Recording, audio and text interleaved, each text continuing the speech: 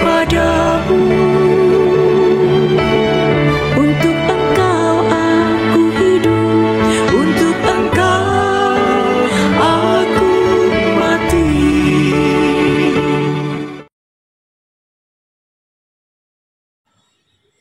Salam sahabat doa Kekuatanku Channel, jumpa lagi bersama dengan kami dalam doa dan permenungan kita pada hari ini, Jumat 26 Januari 2024. Doa kita pada hari ini akan bersama Suster Maria Oliva PRR. Renungan akan dibawakan oleh saya, Suster Maria Gordiana PRR. Mari kita menyiapkan hati dan batin kita untuk mengundang kehadiran Roh Kudus dalam lagu.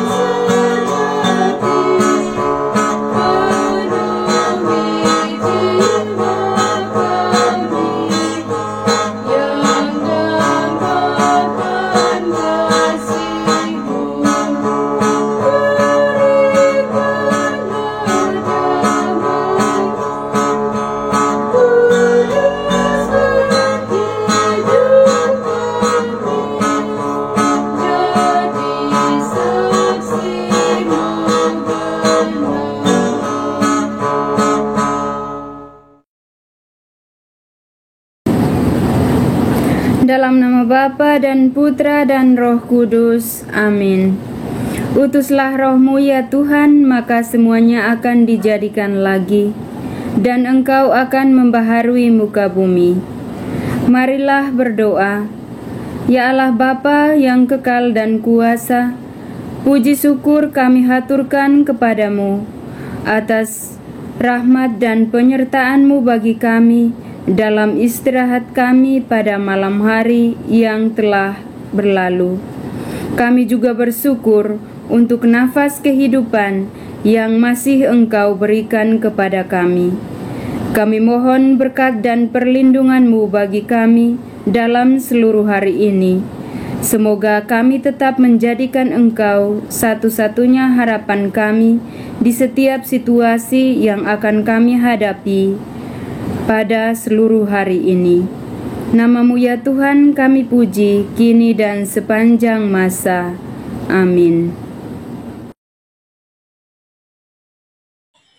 Sabda Tuhan pada hari ini diambil dari Injil Markus bab 4 ayat 26 sampai 34. Lalu kata Yesus, beginilah hal kerajaan Allah itu, seumpama orang yang menaburkan benih di tanah.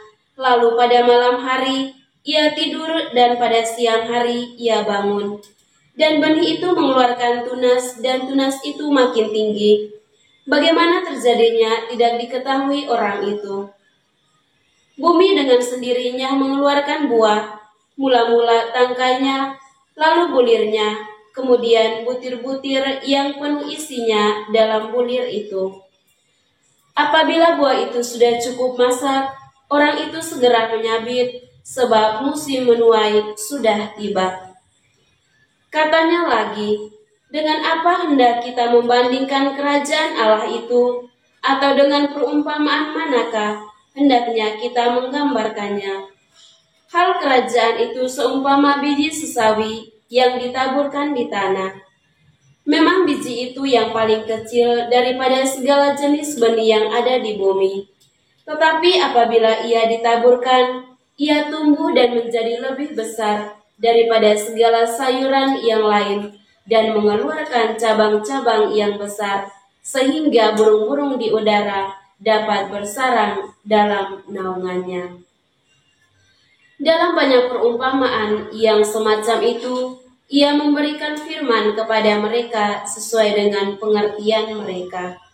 Dan tanpa perumpamaan, ia tidak berkata-kata kepada mereka, tetapi kepada murid-muridnya, ia menguraikan segala sesuatu secara tersendiri. Demikianlah sabda Tuhan, terpujilah Kristus. Bapak Ibu para sahabat yang terkasih dalam Kristus, melalui sapaan sabda Tuhan pada hari ini, kita diajak untuk merenungkan tentang kerajaan Allah. Yesus menggunakan dua gambaran, yaitu yang pertama, seumpama seorang yang menabur benih di tanah. Benih itu mengeluarkan tunas dan makin tinggi. Kita tidak tahu proses terjadinya. Apabila buah sudah cukup masak, orang datang menyabit, sebab musim menuai sudah tiba. Dan yang kedua, seumpama biji sesawi yang ditaburkan di tanah. Biji tersebut paling kecil dari antara jenis biji yang ada di bumi. Tetapi ia tumbuh dan menjadi lebih besar daripada segala sayuran yang lain dan mengeluarkan cabang-cabang yang besar, sehingga burung-burung di udara dapat bersarang dalam naungannya. Kerajaan Allah bertumbuh dan berkembang dengan kuasanya sendiri. Yesus menggunakan perumpamaan yang pertama yang terdapat dalam Injil Markus bab 4 ayat 26 sampai 29 untuk membandingkan kerajaan Allah dengan pertumbuhan benih misterius yang ditaburkan, bertunas, tumbuh dan menghasilkan biji-bijian tanpa perawatan dari petani. Pesannya adalah bahwa kerajaan Allah telah berdiri di tengah dunia melalui pewartaan dan tindakan dari Yesus. Kerajaan Allah itu tumbuh dan berkembang bukan sebagai karya kerja manusia, tetapi dari kekuatannya sendiri. Dan menurut kriteria yang secara manusiawi berbicara tidak dapat diuraikan. Semua terjadi karena kekuatan dan kebaikan dari Tuhan. Bapak Ibu para sahabat yang terkasih dalam Kristus. Bapak Paus Fransiskus pernah mengatakan bahwa ketika sejarah manusia tampaknya berkembang bertentangan dengan kehendak Tuhan, kita dipanggil untuk menjalaninya sebagai masa pencobaan, harapan, dan kewaspadaan. Kerajaan Allah tumbuh secara misterius, kekuatannya tersembunyi dalam benih kecil dan dahsyat. Ketika saat-saat gelap, kita perlu percaya pada karya Tuhan yang tenang tetapi mengagumkan dan tetap berlabuh dengan setia dalam Dia, di hadiratnya yang selalu menyelamatkan kita.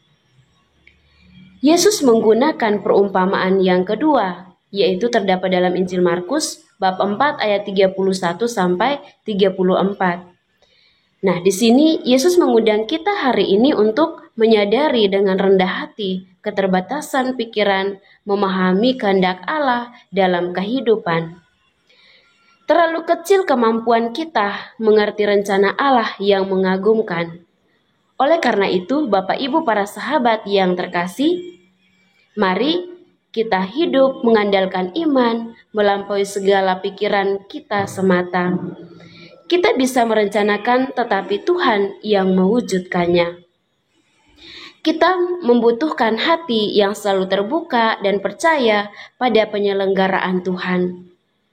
Ia murah hati dan ingin supaya kita boleh mengalaminya. Sejak dahulu, gereja terus bertumbuh dan berkembang bukan karena semata kekuatannya sendiri, tetapi mau membuka diri pada bimbingan Roh Kudus. Untuk itu, mari Bapak Ibu para sahabat, kita selalu setia bersandar pada Tuhan. Mari kita menempatkan diri di tangan Allah sebagai alat kecil dan lemah supaya kita mampu menyelesaikan kerajaan besar dan membiarkan kerajaannya, yaitu keadilan, kedamaian, dan sukacita dalam roh terus terwujud dalam kehidupan kita, baik dalam kehidupan komunitas maupun di dalam keluarga kita masing-masing. Semoga Tuhan Yesus memberkati kita. Amin.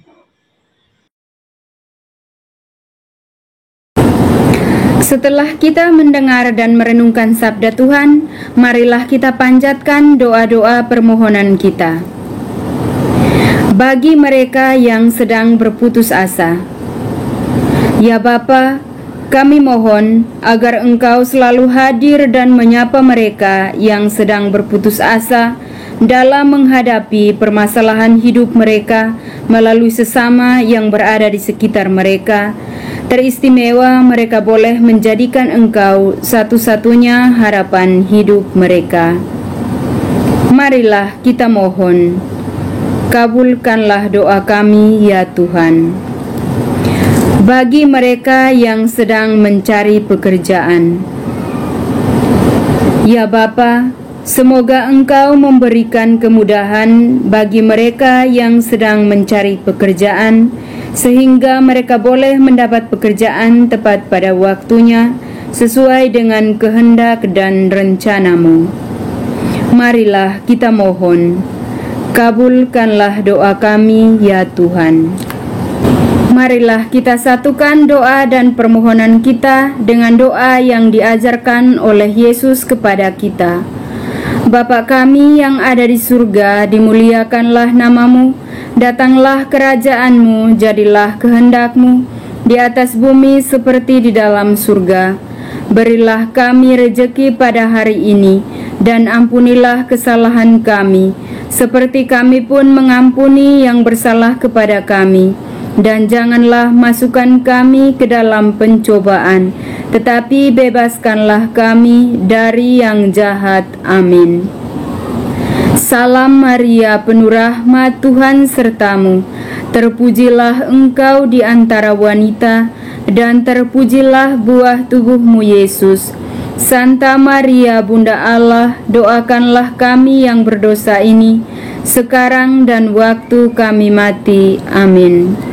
Yesus Kristus, Anak Allah yang hidup terang dunia, aku sembah sujud kepadamu. Untuk Engkau aku hidup, untuk Engkau aku mati. Yesus Kristus, Anak Allah yang hidup terang dunia, aku sembah sujud kepadamu. Untuk Engkau aku hidup, untuk Engkau aku mati. Yesus Kristus, Anak Allah yang hidup terang dunia, aku sembah sujud kepadamu. Untuk Engkau aku hidup, untuk Engkau aku mati. Terpujilah nama Yesus sampai selama-lamanya. Amin. Marilah kita tunduk untuk menerima berkat Tuhan. Tuhan sertamu dan sertamu juga. Saudara dan saudari keluarga-keluarga kita senantiasa dilindungi, dibimbing dan diberkati oleh Allah yang Maha Kuasa, Bapa dan Putra dan Roh Kudus. Amin.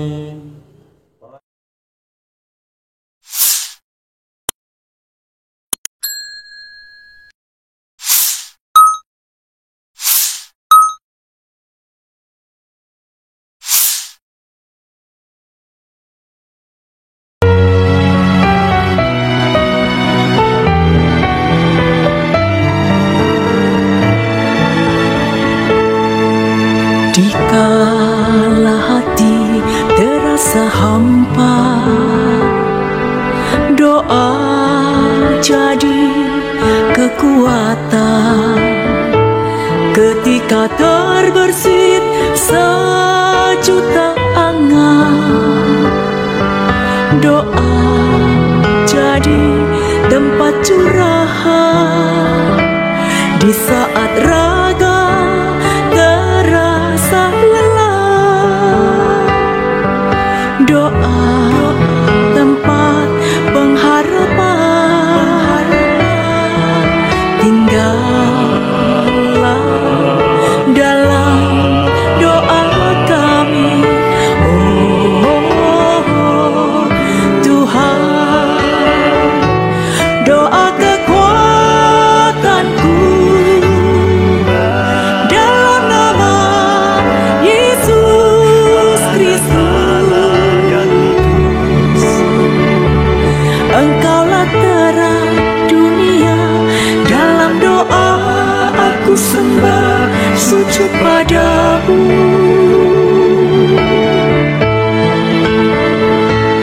Doa kekuatanku dalam nama Yesus Kristus. Untuk Engkau aku hidup, untuk Engkau aku mati.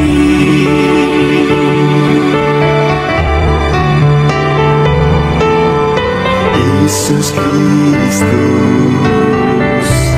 Anak Allah yang hidup terang dunia, aku sembah sujud kepada